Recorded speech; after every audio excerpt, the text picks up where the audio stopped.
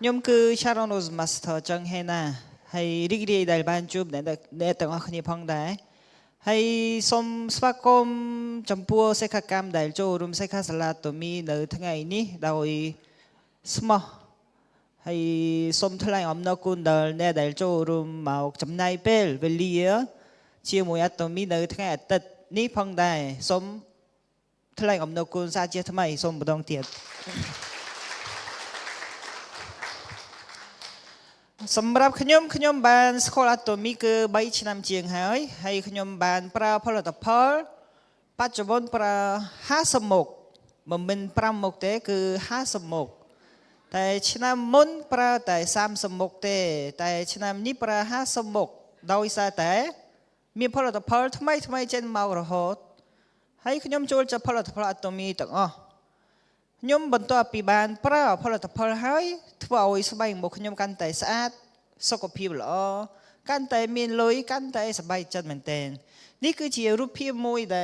ขยมบัดมายำให้โมหิมสเตอร์โรลทั้งไงยมบัดมาสเตอร์โรลทั้งไงพังได้จังบัดเส้นเจียบงปนแต่จังมีสบายหมกสะอาดจังมีสกปรกหรอสมปลาพลตพลตัวมีพังได้จูบงปนจังบ้านสกปรกหรอเต้จังสะอาดเต้จังมินลอยเต้ใต้บงปนจะระบานแต่มวยเต้ยกมวยน่ะลอยสกปรกเพียกชนะคือสำหรับขยมก็ขยมโยกสกปรกได้สกปรกเชียจำบองสกปรกสำคัญเจียงลอยจังบนตัวปีขยมปลาพลตพลมวยจำนวนเจียพิเศษคือขยมบานปลาพลตพลเฮโมหิมให้ขยมมีอารมณ์ท่าสกปรกหรอให้สบายมุกกันแต่สะอาดพังได้จังขยมบานรีบจำพลตพลผมบานมุกได้แตะตรงชื่อมวยสกปรกที่มวยคือพลตพลเฮโมหิมจังพลตพลเฮโมหิมนึงโดยขนมนึงมีกรอบบริเกิดมีเจียตักตรมตรวิมีสารทิศเรียวตักมังไงฮบประมาณมวยกับบานปีกับบานพรำกับบานดบกับบานได้เป็นคลาขยมมีอารมณ์ท่าปะทาไซขยมย้ำพรำโรดบก็มีได้จังเป็นได้มีอารมณ์ท่าปะทาไซจังโยกตักกระไดนึงลีให้โมหิมย้ำเตอนึงเจียดัดยมบันไดปะทาไซใบชนะเตปีมอนขยมอาศัยปะทาไซเป็นขยมบุงรีเนอร์สลาเตอมาสินตะเจียรอลทั้งไงเป็กทั่วเอาขยมมีอารมณ์ท่าปะทาไซนึงสเตอร์รอลทั้งไงแต่บนตัวปียามให้โมหิมยมบันไดปะทาไซใบชนะหายจังบงปนสมมือให้โมหิมนี่วิวทั่วปีไว้คลาสัตย์เลิกมวน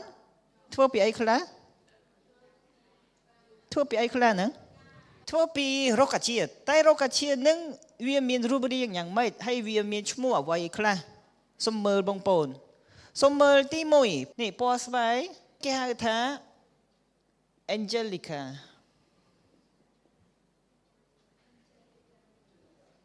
ที่ปีโรคกระเจียดช่วยแกชนช่างที่ปีเพลเนียแต่ประเทศโมหิมนึกทั่วปีโรคกระเจียดชราแต่ยมสัตย์แต่ใบให้ในขนมเฮโมหิมนึงมีสารเตียโรคกระเจียดแต่ใบนึงเวียชราจึงแก่จังขยมเลิกล้างแต่ใบโรคกระเจียดสันจังที่มวยแองเจลิกาตาบงปมมีในนาสควอลเปียกแองเจลเตแองเจลเพียสักไม่ทำไหมเทวดานึง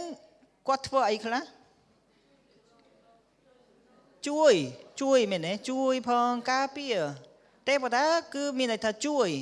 จังเปียงนี่คือมกปีแองเจลเทวดาจงไม่บ้านเจียรกเจียนึงชั่วโมงปตามกปีแองเจลคือมกปีรกเจียนึงวิโดยช่วยกาเปียเรียงกายมนุษย์ฉะนั้นเติบกระดักชั่วโมงท่าแองเจลิกาช่วยแองเจลิกานึงมีพอลประโยชน์เอาไว้คละโดยบงปน ផ្លែចេកក៏មានផលប្រយោជន៍ដែរច្រើនមានអ្នកណាដឹងថាអត្ថប្រយោជន៍របស់ចេកគឺអ្វីហ្នឹងហើយអ្នកខ្លះថាជួយក្រពះជួយឲ្យមានកម្លាំង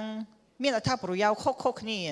ចឹង Angelica ក៏មានអត្ថប្រយោជន៍ជាច្រើនតែខ្ញុំសរសេរតែមួយចំនួនសិនវាគឺជួយការពារអ្វីស្វនស្ត្រីការពារអ្វីជំងឺចាស់វងវែងហើយអ្នកដែលសក់ជ្រុះ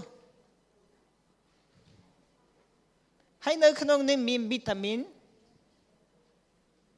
B 12ច្រើនចឹងបើសិនជាបងប្អូនឆែកតាម Google សរសេរពាក្យ Angelica មើលសរសេរពាក្យថាអត្ថប្រយោជន៍របស់ Angelica ឬក៏ benefit of Angelica តាម Google ឬក៏ YouTube មើលមានអត្ថប្រយោជន៍ជាច្រើនតែខ្ញុំលើកឡើងតែប្រមាណនេះទេចុះឆុងឆាំងនឹងវាជួយអីខ្លះជួយតម្រង់នោមជួយចរន្តឈាមចលនាឈាមចឹងឆុងឆាំងនឹងញ៉ាំទៅនឹងវាធ្វើឲ្យចលនាឈាមដើរស្រួលហើយតម្រង់នោមក៏វាជួយដែរហើយទី3រោគជាតិភាវនានឹងវាជួយអីខ្លះអ្នកដែលឈឺក្បាល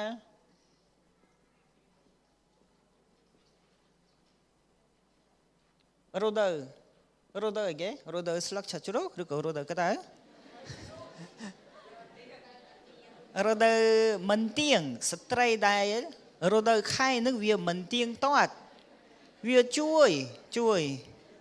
ថ្ងៃនេះខ្ញុំលើកឡើងតែខាងស្ត្រីទេតាមពិតខាងប្រុសក៏មានអត្ថប្រយោជន៍ច្រើន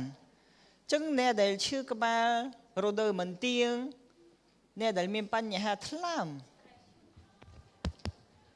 រោគជាតិនឹងគឺជួយបែបនេះចឹងបើសិនជាបងប្អូនមានពេលទំនេរសូមស្រាវជ្រាវតាម Google អ៊ីនធឺណិតបន្ថែមផងអត្ថប្រយោជន៍ទាំង3រោគជាតិនឹងមានអ្វីខ្លះចឹងហេម៉ូហ៊ីមនេះគឺផ្សំឡើងពីរោគជាតិទាំង3ផងមានរោគជាតិជាច្រើនមកបន្ថែមតែហេម៉ូហ៊ីមនឹងមិនមែនរោគជាតិទាំងអស់នឹងស្ងោរហើយចេញជាផលិតផលមែនទេស្ងោរមួយចម្រើនតែដកតែសារធាតុល្អមកផ្សំចេញជាផលិតផលមួយចឹងហេម៉ូហ៊ីមនឹងគឺជាផលិតផលអាហារសុខភាពដែលជួយអ្វីខ្លះបងប្អូនមានអ្នកណាដឹងទេថាញ៉ាំហេម៉ូហ៊ីមនឹងគឺមានអត្ថប្រយោជន៍អ្វីចឹងសូមមើល slide បន្តហេម៉ូហ៊ីមជួយអ្វីខ្លះមានឃើញពាក្យNK សៃតូខៃនប្រព័ន្ធភាពស៊ាំជាដើមវាមានអត្ថប្រយោជន៍ទី1ប្រព័ន្ធភាពស៊ាំទី2ជួយកោសិកា NK ទី3កោសិកាសៃតូខៃន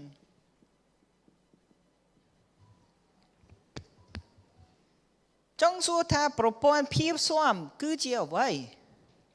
ជួយប្រព័ន្ធភាពស៊ាំវាមានន័យថាម៉េចប្រព័ន្ធភាពស៊ាំគឺជាសមត្ថភាពមួយដែលការពារបំផ្លាញពីមេរោគបាក់តេរីជាតិពុល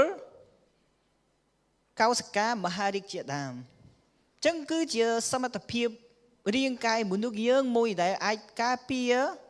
ទទួលស្គាល់ដឹងពីបាក់តេរីវីរុសជាដើម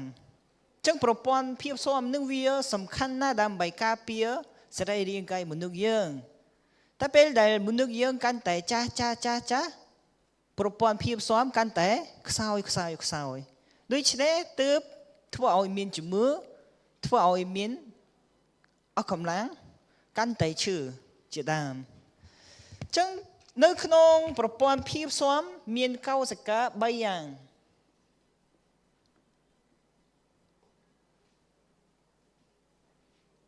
នេះនៅក្នុងកោសិកាប្រព័ន្ធភាពស៊ាំមនុស្សយើងមានកោសិកាជាច្រើនរាប់ម៉ឺនកោសិកាតែនៅក្នុងប្រព័ន្ធភាពស៊ាំមានកោសិកា3ទី1កោសិកា NK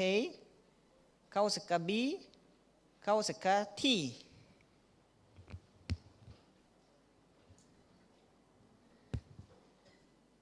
ចឹងបងប្អូនសូមមើលនេះខ្ញុំគូរូបខ្ញុំអត់សូវបកកាយរូបប្រមាណទេ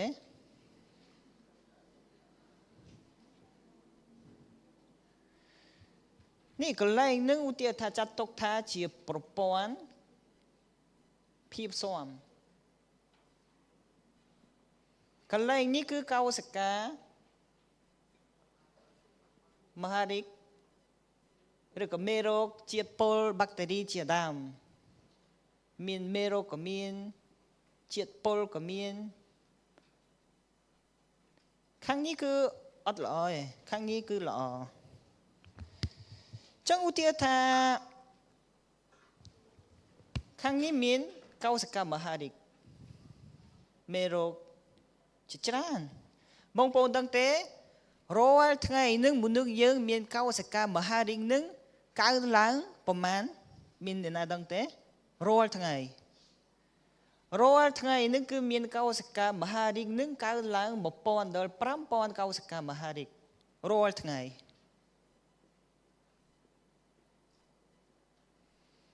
ចុះខ្ញុំក៏មានកោសិកាមហារីកនឹងមាន1000ដល់5000រាល់ថ្ងៃចុះមិនបានជាខ្ញុំអត់មានជំងឺមហារីកអញ្ចឹងចុះបងប្អូនក៏មានដែរតែមិនអត់កើជំងឺមហារីកតែអ្នកខ្លះគាត់កើជំងឺមហារីកមិនបានជាអញ្ចឹងអ្នកខ្លះគាត់នឹងអាសាផ្ដាសាយម៉េះគាត់នឹងអាសាឈឺម៉េះគាត់នឹងមិនបានជាកើជំងឺមហារីកអញ្ចឹងខ្ញុំមានកោសិកាមហារីកនឹងរាល់ថ្ងៃនឹងមានប៉ានី5000កោសិកាមហារីកតែខ្ញុំអត់មានឈឺទេគឺដោយសារតែមនុស្សយើងមានប្រព័ន្ធភាពស៊ាំនៅទីនេះមានកោសិកា NK កោសិកា B កោសិកា T ដែលកំពុងតែប្រឆាំងជាមួយនឹងកោសិកាមហារីកចឹងបងប្អូនម៉ាសិនជាពេលដែលកោសិកាមហារីកមេរោគចូលមកខាងនេះយើងមានទាហានពិសេសកោសិកា NK នឹងវាហាក់ដូចជាទាហានពិសេសមួយដែលវាយប្រយុទ្ធជាមួយនឹងកោសិកាមហារីកបាន NK នឹងមកពីពាក្យ natural killer ចឹងមានថាដោរសម្លាប់ដោយខ្លួនឯងកោសិកា NK នេះគឺសំខាន់ណាស់សម្រាប់សុខភាពយើងតែហេម៉ូហ៊ីមនឹងជួយអីគេនេះជួយដាស់កោសិកា NK ផងធ្វើឲ្យប្រព័ន្ធភាពស៊ាំកាន់តែរឹងមាំកាលណាកោសិកា NK ខ្សោយយើងកើជំងឺមហារីកចឹងធ្វើមិនឲ្យមានកោសិកា NK នឹងឲ្យមានច្រើនផងឲ្យ NK នឹងទៅវាយសម្រាប់កោសិកាមហារីកបានទើបយើងមានសុខភាពល្អដែរចឹងបងប្អូនសូមមើលវីដេអូមួយដែលបង្ហាញពីកោសិកាមហារីកនិងកោសិកា NK ចឹងសូមមើលវីដេអូមួយដែលខ្ញុំបានរៀបចំ 이게 암세포가 있네요, 우리 몸에. 지금 이게 림프절에 생긴 암세포인데요. 큰 게 이제 암세포를 보시면 되고 조그맣게 움직이는 게 NK 세포입니다. 이 NK 세포가 암이라는 걸 인식하고 지금 공격을 하고 있습니다. ចឹងបងប្អូនឃើញពណ៌ក្រហមគឺជាកោសិកាមហារីកពណ៌បៃតងគឺកោសិកា NK ដែលកំពុងតែវាយកោសិកាមហារីកហើយចឹងបងប្អូនតាទាហានពេលទៅសង្គ្រាមទាហាននឹងយកអ្វីទៅវាយអាវុធមានអីខ្លះកាំភ្លើងនេះ 그 과리 NK នឹងមានអាវុធដែរអាវុធអានេះកោសិកាមហារីក នេះកោសិកា NK NK មានកំភ្លើងនៅក្នុងនឹងមានក្របកំភ្លើង2បើសិនជាមានក្របបើសិនជាមានកំភ្លើងហើយអត់មានក្របក៏យើងមិនអាចវាយបានដែរអញ្ចឹងក្របកំភ្លើងមួយនឹងគេហៅថា Poponin នេះគឺជាឈ្មោះក្របកំភ្លើងរបស់កោសិកាមហារីករបស់ទាហានពិសេសនេះពេលដែលឃើញកោសិកាមហារីកកោសិកា NK នឹងបាញ់ពេលបាញ់ទៅនឹងពេលយើងត្រូវកំភ្លើងរូបរាងយើងមិនមានប្រហោងវាចោះឲ្យមានប្រហោងហើយវាបាញ់ Poponin ទៅនឹងមានជាតិទឹកជាតិអំបិលហើយធ្វើឲ្យកោសិកាមហារីកកាន់តែប៉ោងផ្ទុះស្លាប់នេះគឺជាក្របកំភ្លើងមួយក្របកំភ្លើងមួយទៀតនឹងគឺគេហៅថា Granzyme ក្របកំភ្លើងមួយនឹងពេលដែលបាញ់ហើយកាត់ DNA របស់មហារីកហើយធ្វើឲ្យមហារីកនឹងសម្លាប់ដោយខ្លួនឯងជារំកោសិកា NK នឹងមានក្របកំភ្លើងហើយមានក្របកំភ្លើង2ឈ្មោះ Poponin 1ទី1គឺ Granzyme ដូច្នេះហើយគឺកោសិកា NK នេះគឺពិសេសណាស់អញ្ចឹងបងប្អូនសូមមើលវីដេអូមួយទៀតដែលកោសិកា NK កំពុងតែបាញ់សម្រាប់មហារីក 그 과립 중에 퍼포린과 그란자임이라는 효소가 들어가 있습니다. 그래서 암세포를 보면 그 퍼포린이라는 물질이 들어가서 암에 구멍을 뚫습니다. 그 다음에 물이나 이온을 집어넣어서 암세포를 폭발시키기도 하고요. 그란자임이라는 효소를 넣어서 DNA를 다 잘라서 암세포 자체가 자살을 하게 만듭니다. អូខេអញ្ចឹងសូមមើលបន្តមកនេះទីហ៊ាន NK នេះសម្រាប់កោសិកាមហារីកឆ្នេះហើយឃើញទេចាចឹងកោសិកា NK នេះគឺកោសិកាពិសេសមួយដែលដើរសម្រាប់ដោយខ្លួនឯងបានតែកោសិកា B កោសិកា T នឹងគឺដូចទីហ៊ានធម្មតាទេវាអត់ចេះដូចទីហ៊ានខ្វះភ្នែកកោសិកាមហារីកចូលមកក៏គេមិនដឹងថានេះជាកោសិកាមហារីកទេតើតែមានអ្វីតើតែមាន cytokine នឹងវាហាក់ដូចជាកងទ័ព cytokine នឹងគឺកងទ័ពមួយដែលបញ្ជូនសញ្ញាកោសិកា BT ថាតោះទៅវាយទើបកោសិកា BT នឹងទៅវាយបានចឹងកោសិកានេះ cytokine នឹងគឺជាកងទ័ពមួយដែលបញ្ជូនសញ្ញាទូរស័ព្ទប្រាប់ទៅកោសិកា B ថាតោះទៅវាយទើបកោសិកា BT នឹងវាយបានចឹងហេម៉ូហ៊ីមនេះវាជួយដាស់កោសិកា NK មានសកម្មជួយកងទ័ពរាងកាយរបស់យើងឲ្យរឹងមាំហេម៉ូហ៊ីមនេះគឺជាផលិតផលពិសេសមួយដែលវាយប្រឆាំងជាមួយនឹងកោសិកាមហារីកបានចឹងបងប្អូនពេលដែលយើងផ្ដាសាយបិទបានជាក្តៅខ្លួនមានអ្នកណាដឹងទេបិទបានជាក្តៅមែនពេលផ្ដាសាយ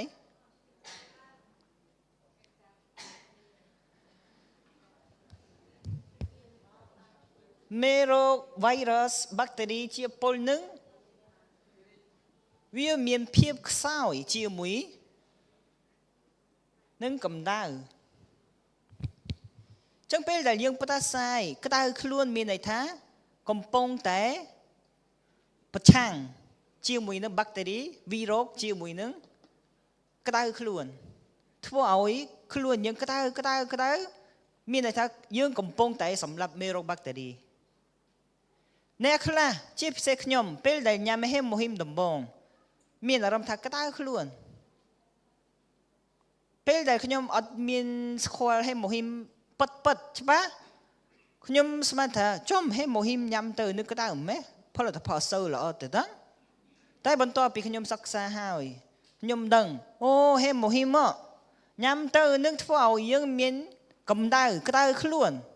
អ្នកដែលមានអារម្មណ៍ថាក្តៅខ្លួនមានន័យថាកំពុងតែវាយប្រឆាំងជាមួយនឹងបាក់តេរីមហារីកហើយ ចឹងបងប្អូនទាំងអស់គ្នាកុំភ័យថាអ្នកខ្លះញ៉ាំហេមហ៊ីមទៅក្តៅខ្លួនមានន័យថានៅក្នុងខ្លួនយើងមានបាក់តេរីច្រើនហេមហ៊ីមនឹងកំពុងតែជួយវាយជាមួយនឹងផ្ដាសាយយើងហើយយល់បានទេបងប្អូនអូខេអរគុណច្រើនចុះបងប្អូនយ៉ាងម៉េចតែចង់សាក់លបងហូបហេមហ៊ីមទេហេមហ៊ីមនេះគឺជាផលិតផលមួយដែលទទួលស្គាល់ដោយអាមេរិកកាណាដាជប៉ុនប្រទេសកូរ៉េថាគឺជាផលិតផលមួយដែលគ្មានជាតិពុលហើយជួយឲ្យមានកោសិកា NK សៃតូខៃនកាន់តែច្រើនហើយផលិតផលមួយដែលទទួលសញ្ញាហាឡាស្គាល់ទេអីគេហ្នឹងជនជាតិអ៊ីស្លាមនឹងគេហូបម្ហូបដែលមានសញ្ញាហាឡាវាបញ្ជាក់ថាម៉េចគឺជាម្ហូបសុខភាពអាហារសុខភាពហេមហ៊ីមមានសញ្ញាហាឡាដែរ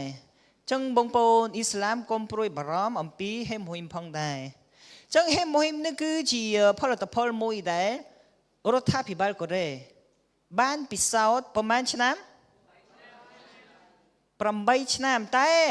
ក្នុង8ឆ្នាំគេពិសោធន៍5ឆ្នាំហើយ3ឆ្នាំនេះគឺសម្រាប់ធ្វើការតេស្តជាមួយអ្នកណាសក្កណ្ដូលផង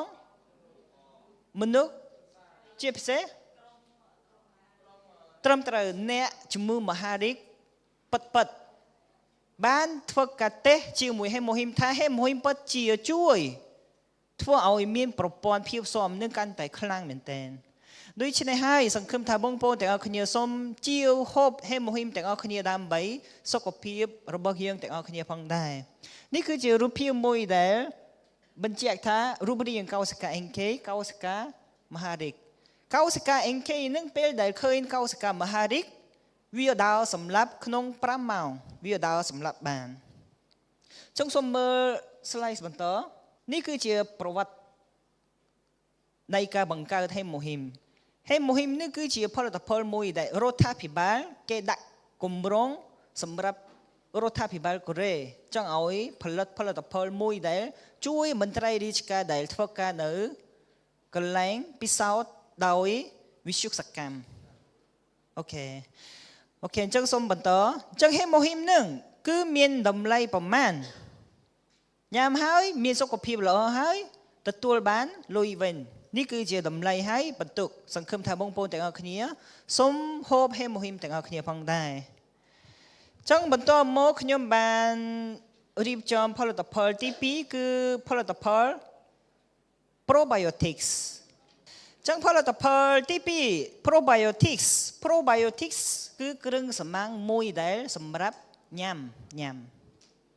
ចឹងបងប្អូនដែលចង់បានស្បែកមុខស្អាតរូតត្រាតែខាងក្នុងស្អាតទើបមានស្បែកមុខស្អាតដែរចឹងបងប្អូនសូមសាកល្បងហូប probiotic បើសិនជាបងប្អូនដែលចង់ស្បែកមុខស្អាតចឹងខ្ញុំចង់សួរថាពាក្យ probiotics វាមានន័យថាម៉េច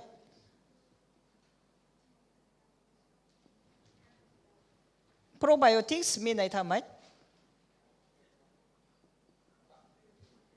បាក់តេរីល្អនៅរស់ probiotics មានន័យថាបាក់តេរីល្អនៅសរីរាង្គកាយយើងមានបាក់តេរីល្អក៏មានបាក់តេរីអាក្រក់ក៏មានដែរតែ probiotics នឹងមានន័យថាបាក់តេរីល្អដែលមានជីវិតកំពុងរស់នៅចឹងខ្ញុំចង់ប្រាប់ពីប្រវត្តិរបស់ probiotics នៅឆ្នាំ1858លោកឈ្មោះ Mechnikov គាត់បានរកឃើញថាបាក់តេរីល្អនៅក្នុងស្រាទំពាំងបាយជូរពេលដែលគាត់ធ្វើស្រាទំពាំងបាយជូរនឹងបានឃើញបាក់តេរីល្អតែនៅសម័យនេះគឺសម័យដែលអត់ទាន់យល់ពីអត្ថប្រយោជន៍របស់បាក់តេរីទេគឺទើបឆ្នាំ1907គឺលោកបណ្ឌិត Pasteur នឹងគឺជាអ្នកបណ្ឌិតមួយរូបដែលបានសរសេរសារណាថា មេតបានជាជនជាតិប៊ុលហ្គារីមានអាយុវែងម៉េះចឹងគាត់បានស្រាវជ្រាវថាមេតបានជាជនជាតិប៊ុលហ្គារីនឹងអាយុវែងម៉េះអាយុច្រើនជាងគេអាយុវែងរស់នៅបានវែងចឹងគាត់ក៏បានរកឃើញថាជនជាតិប៊ុលហ្គារីនឹងរាល់ថ្ងៃនឹងញ៉ាំអ្វីគាត់ថាញ៉ាំអ្វីបានជាគេអាយុវែងត្រឹមត្រូវយ៉ាវ៉ូគេញ៉ាំរាល់ថ្ងៃនឹងញ៉ាំយ៉ាវ៉ូរាល់ថ្ងៃទើបគេមានអាយុវែងរស់នៅបានយូរចឹងគាត់ក៏បានសរសេរសារណាហើយនៅឆ្នាំ1908គាត់ទទួលពានរង្វាន់ Nobel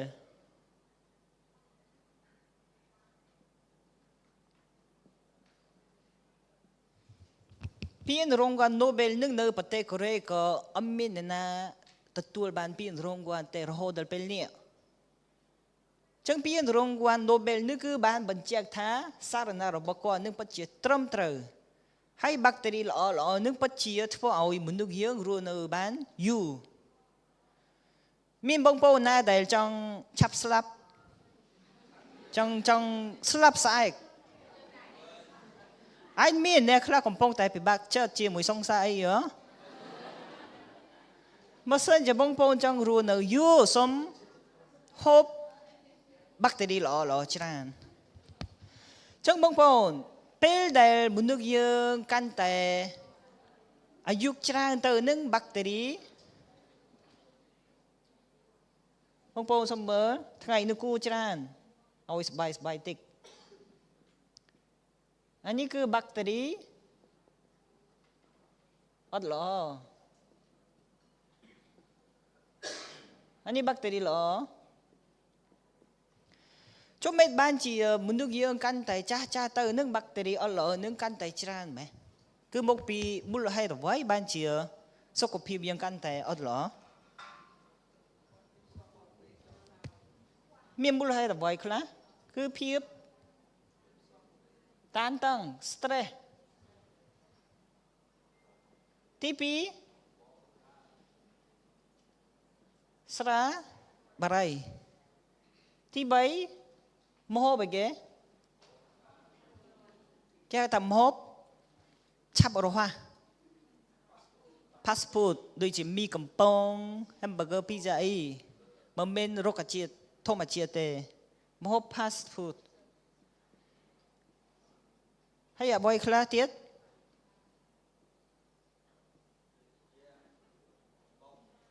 អាយុកាន់តែច្រើនគឺកាន់តែបាក់តេរីអត់ល្អកាន់តែច្រើនហើយមានជាតិពុលជាដើម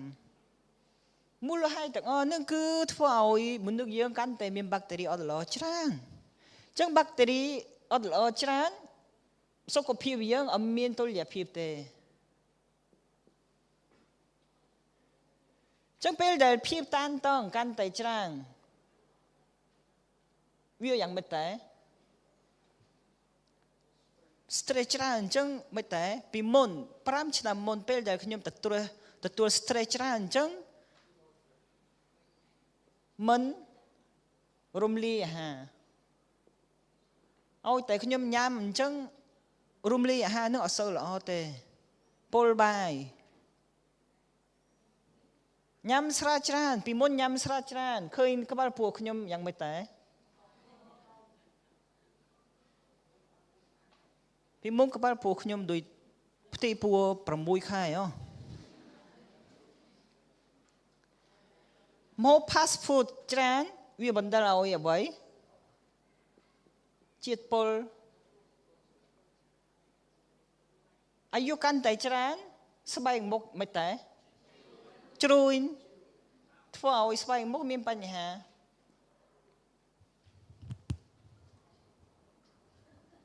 ចឹងបើសិនជាបងប្អូនដែល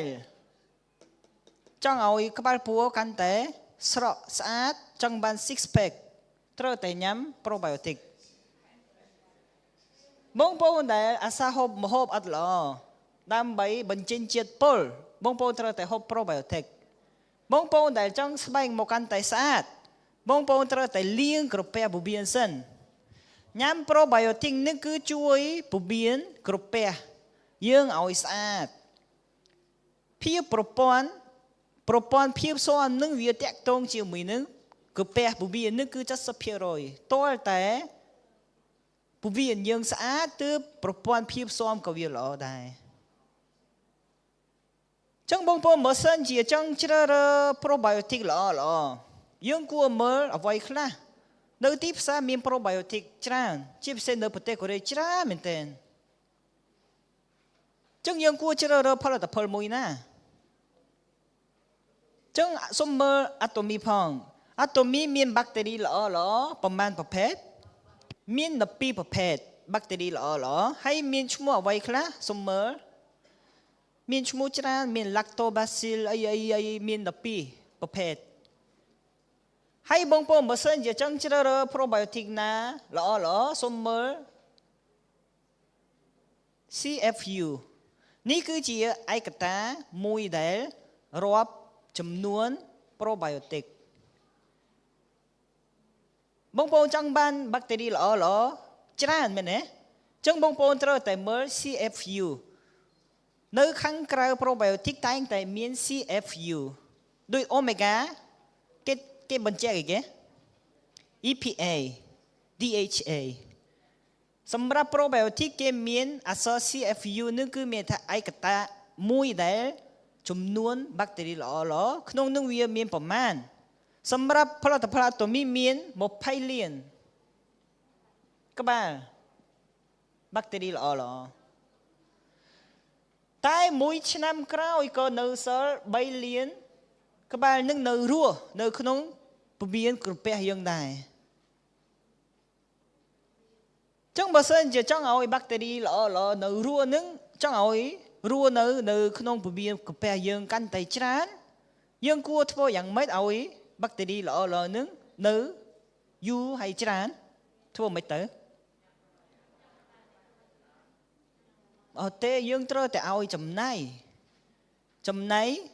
bacteria ចូល bacteria ល្អនឹងចូលចិត្តញ៉ាំម្ហូបអ្វីសូមមើល slice នេះ bacteria ល្អចូលចិត្តញ៉ាំបែបនេះ pleasure ដូចជា strawberry cake នៅក្នុង probiotic Atomy នឹងមានជាច្រើនចំណៃដែល bacteria ល្អចូលចិត្តញ៉ាំបើសិនជាយើងអត់សូវញ៉ាំពួកដោយ pleasure ទេ bacteria នឹងឆាប់ស្លាប់ឆាប់ងាប់ចឹងធ្វើឲ្យ bacteria ល្អកាន់តែរស់នៅបានច្រើនបងប្អូនត្រូវតែហូបម្ហូបបែបនេះតែរាល់ថ្ងៃនឹងអាចញ៉ាំបានរាល់ថ្ងៃបានទេចឹងវាពិបាកចឹងហើយយើងគ្រាន់តែញ៉ាំ probiotic មួយកញ្ចប់មានន័យថាយើងកំពុងតែឲ្យចំណៃដល់ bacteria ល្អហើយយល់ទេបងប្អូនអូខេអរគុណច្រើន